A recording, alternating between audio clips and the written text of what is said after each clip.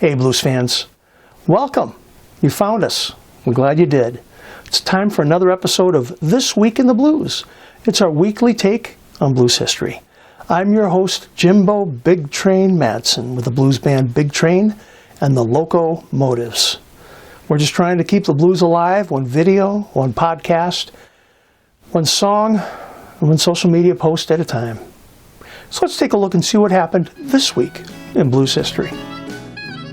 Chicago blues harmonica player Rhythm Willie was born September 5th in 1910. Rhythm Willie appeared on 16 issued recordings between 1939 and 1950.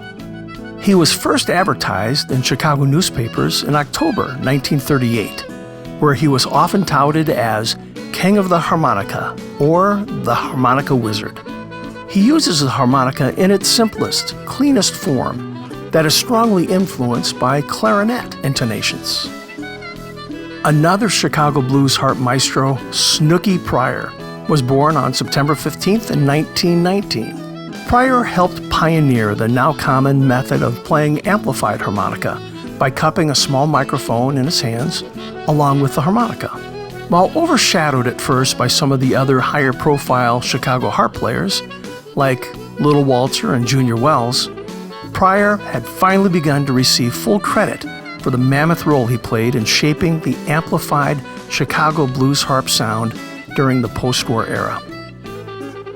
The King of the Blues, B.B. King, was born on September 16th in 1925. King was inducted into the Rock and Roll Hall of Fame in 1987 and is one of the most influential blues musicians of all time.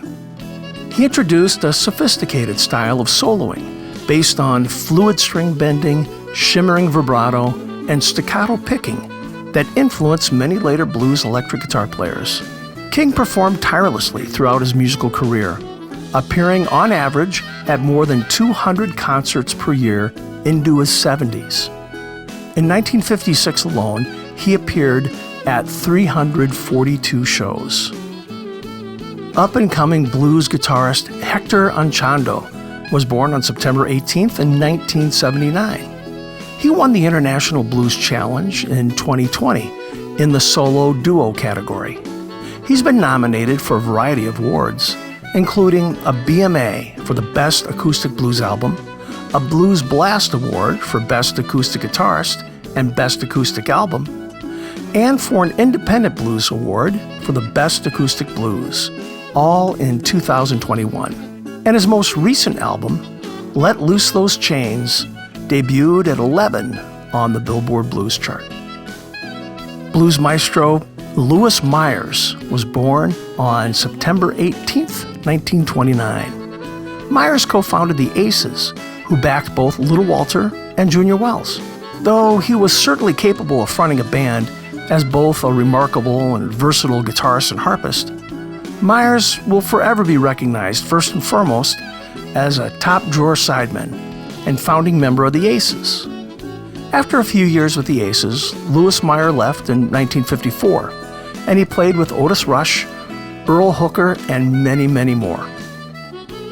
Blues saxophonist Gene Dinwiddie was born in Louisville, Kentucky on September 19th in 1936. In 1967, he joined the Butterfield Blues Band and remained there until 1971. It was also during the 1960s that he was a member of the James Cotton Blues Band and worked in the 1970s as a session musician for B.B. King, Greg Allman, Melissa Manchester, and Jackie Lomax. In the 1990s, his work as a session musician continued and can be heard on Etta James' track, Stickin' to My Guns.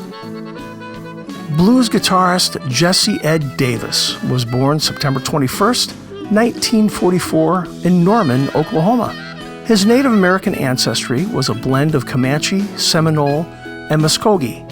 He was well regarded as a session artist and solo performer, was a member of Taj Mahal's backing band, and played with musicians like Eric Clapton, John Lennon, and George Harrison. In 2018, Davis was posthumously inducted into the Native American Music Hall of Fame. Well, blues fans, we just covered some of the highlights here. Now, if you want to know more about these artists or the many other things that happened this week in the blues, be sure to follow our social media pages or just visit our website at bigtrainblues.com. Now we'll have a new episode next week, so we'll see you then.